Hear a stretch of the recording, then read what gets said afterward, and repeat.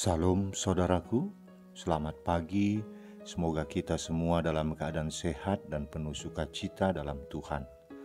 Marilah kita menggunakan waktu sejenak untuk berdoa, membaca, dan merenungkan firman Tuhan sebagai sumber kekuatan, inspirasi, dan motivasi bagi kita hari ini, Senin 30 Agustus 2021.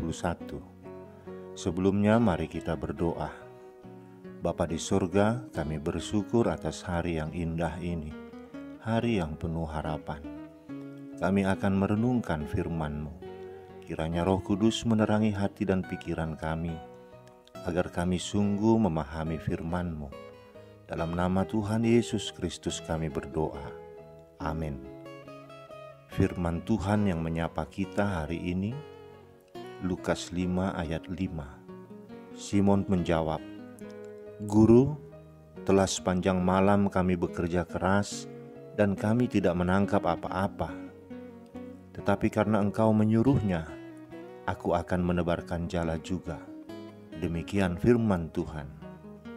Saudaraku, nas ini menceritakan panggilan Tuhan Yesus kepada Petrus saat ia masih bernama Simon dan kedua rekannya Yohanes dan Yakobus.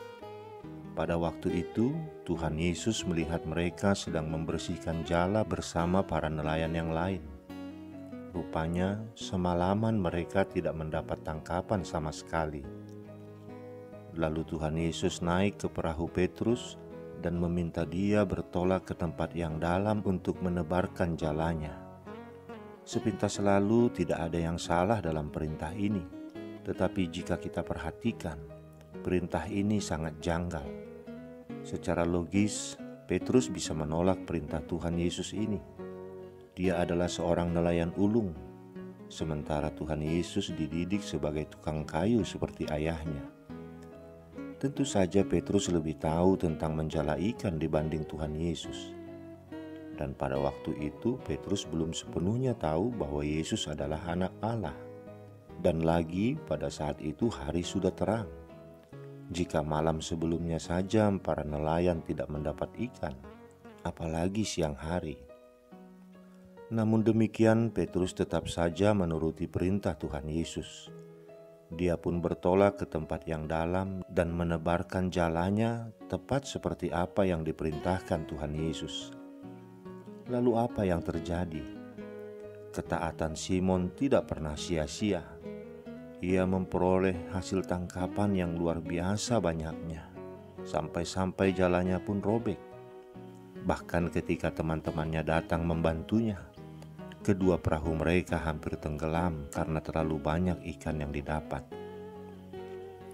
Saudaraku, ketika Tuhan Yesus memerintahkan Petrus untuk menolakkan perahunya ke tempat yang dalam dan menangkap ikan, maka perintah ini adalah agar Petrus bersandar dan percaya kepada Tuhan. Dan ini sebenarnya adalah panggilan kepada Petrus. Tuhan Yesus bisa saja memerintahkan untuk menangkap ikan di tempat yang dangkal. Tetapi mengapa Tuhan Yesus menginginkan Petrus membawa perahunya ke tempat yang airnya dalam? Karena di tempat yang airnya dalam terdapat banyak kesulitan, bahkan sering terjadi badai. Secara rohani dapat kita artikan bahwa Tuhan Yesus ingin kita sebagai orang percaya meninggalkan kedangkalan rohani kita. Tuhan Yesus ingin kita sebagai orang percaya membawa hidup kita ke tempat yang airnya dalam untuk menghadapi kesulitan dan badai kehidupan. Simon yang kemudian hari disebut Petrus meresponi panggilan Tuhan Yesus dengan berkata, "Guru, telah sepanjang malam kami bekerja keras dan kami tidak menangkap apa-apa. Tetapi karena Engkau menyuruhnya, aku akan menebarkan jala juga." Tuhan Yesus ingin Petrus belajar untuk percaya dan bersandar pada Tuhan. Dan Petrus tidak lagi mengandalkan keprofesionalannya sebagai nelayan, tetapi mengandalkan iman. Petrus menjala ikan berdasarkan apa yang dikatakan Tuhan Yesus, dan ia mematuhinya. Seringkali kita bersandar kepada Tuhan Yesus dan kita percaya dengan apa yang dikatakan Tuhan Yesus, tetapi kita tidak taat kepada perintah Tuhan. Seringkali kita juga taat, tetapi tidak bersandar kepada iman. Kita mau menjalankan perintah Tuhan, tetapi di dalam hati ada ketidakrelaan dan ketidakpuasan. Saudaraku, kehidupan rohani kita harus selalu bertumbuh. Hidup yang bertumbuh barulah menjadi dewasa. Bagaimana kerohanian kita bisa bertumbuh dan menjadi dewasa adalah ketika kita mau bersandar kepada iman kita. Bagaimana kita bisa bersuka cita di dalam Tuhan Yesus? Tidak ada cara lain selain kita percaya dan patuh. Ketika Petrus menebarkan jalannya, dia mendapatkan banyak ikan sehingga jalannya mulai koyak. Inilah hasil yang terlihat ketika kita percaya dan bersandar kepada Tuhan. Amin. Kita berdoa. Bapa di surga, kami bersyukur dan berterima kasih. Firman-Mu hari ini menguatkan kami, agar kami semakin percaya dan mengandalkan iman, agar kami bersandar hanya kepadamu, agar kami tidak hanya mengandalkan pengetahuan, pengalaman, dan akal budi kami, tetapi agar kami hanya mengandalkan Tuhan saja di dalam menjalani kehidupan ini. Dalam menjalani setiap aktivitas kami, biarlah kami menyerahkan sepenuhnya kepada Tuhan, agar Tuhan yang memberkati.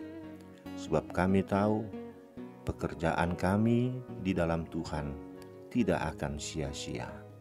Terima kasih Bapa, berkati kami sepanjang hari ini, berkati aktivitas dan pekerjaan kami. Kiranya itu semua mendatangkan berkat-berkat dalam kehidupan kami.